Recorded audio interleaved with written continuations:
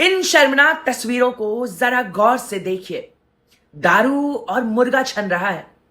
वामपंथी कह रहे हैं कि भैया तुम्हारी क्यों सुलग रही है।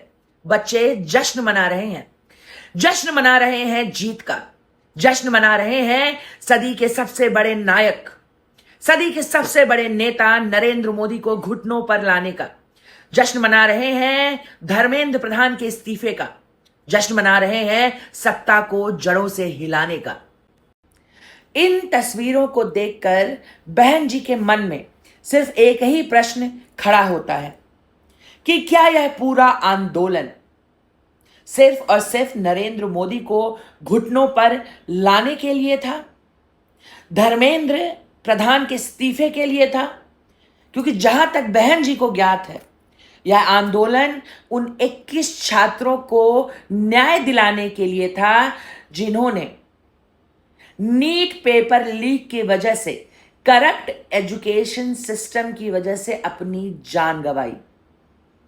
मैं एक अधेड़ उम्र की स्त्री हूं, ज्यादा तो नहीं, पर जितना भी जीवन देखा है मेरा अनुभव कहता है कि उन दिवंगत छात्रों को न्याय मिलने पर जश्न मनाने का, उत्सव मनाने का सबसे अच्छा तरीका होता उन्हें श्रद्धांजलि देना, उनके लिए कैंडल मार्च निकालना।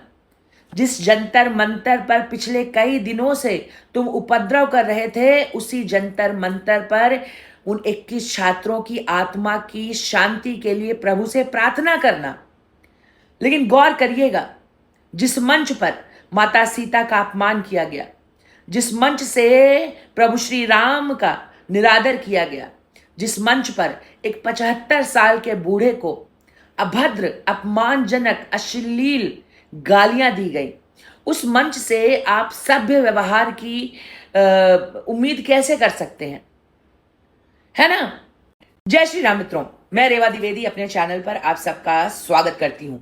देखिए, 21 बच्चों की चिताओं की आग अभी ठंडी भी नहीं हुई और आंदोलन करने वाले आज होटल में जश्न मना रहे हैं।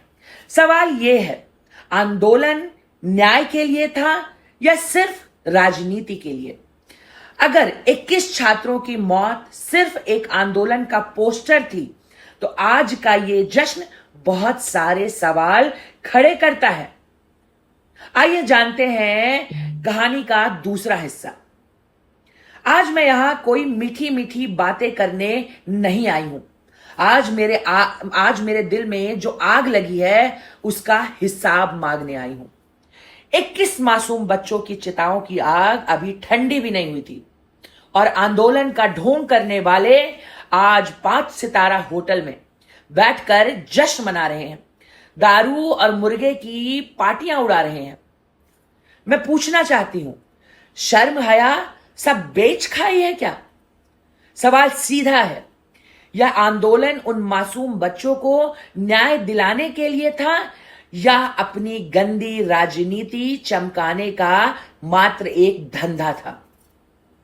अगर उन 21 होनहार छात्रों की दर्दनाक मौत तुम्हारे लिए सिर्फ एक पोस्टर थी, तो आज होटलों में छलकाए जा रहे ये जाम बहुत बड़े सवाल खड़ा करते हैं, बहुत बड़ा सवाल खड़ा करते हैं।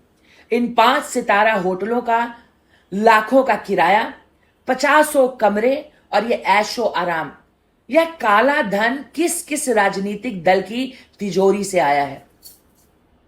नीट छात्रों की दर्दनाक मौत पर राजनीति और प्रचार करना नैतिक पतन की नई परिभाषा है। भैया, इन्हें गिद्ध कहना भी गलत होगा, क्योंकि गिद्ध तो प्रकृति का सफाई कर्मी है, वह अपना स्वभाव निभाता है।